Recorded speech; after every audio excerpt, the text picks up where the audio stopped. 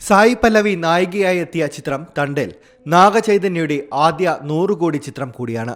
തണ്ടേൽ ഇപ്പോൾ OTTയിൽ പ്രേക്ഷകർക്ക് മുന്നിൽ നെറ്റ്ഫ്ലിക്സിലൂടെ എത്തിയിരിക്കുകയാണ്.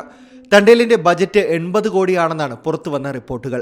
ശ്രീകാകുളത്ത് നിന്നുള്ള 21 മത്സ്യത്തൊഴിലാളികളുടെ കഥയാണ് തണ്ടേൽ പറയുന്നത്.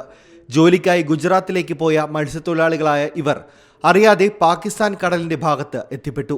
തുടർന്ന് ജയിലിലാക്കപ്പെട്ട മത്സ്യത്തൊഴിലാളികളുടെ ദുരിത കഥയാണ് ചിത്രം പരാമർശിക്കുന്നത്. വലിയ പ്രതീക്ഷയോടെ എത്തിയ ചിത്രം ഇന്ത്യയിൽ മാത്രം 50-ലധികം കോടി കളക്ഷൻ നേടിയെന്നാണ് റിപ്പോർട്ടുകൾ. ആഗോളതലത്തിൽ 100 കോടി ക്ലബിലേക്ക് കുതിക്കുകയാണ് തണ്ടേൽ. സായി പല്ലവി നായികയായ ചിത്രത്തിൽ നാഗചൈതന്യയാണ് നായകൻ. സ്വന്തം അവകാശങ്ങൾക്കായി പോരാടുന്ന യുവതിയായ കഥാപാത്രമായാണ് സായി പല്ലവി എത്തിയത്.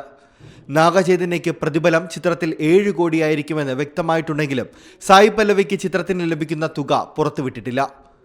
ചന്തു മൊണ്ടോഡിയാണ് സംവിധായകൻ. സായി പല്ലവി നായികയാത്തിയ അമരനും വൻ വിജയമായി മാറിയിരുന്നു.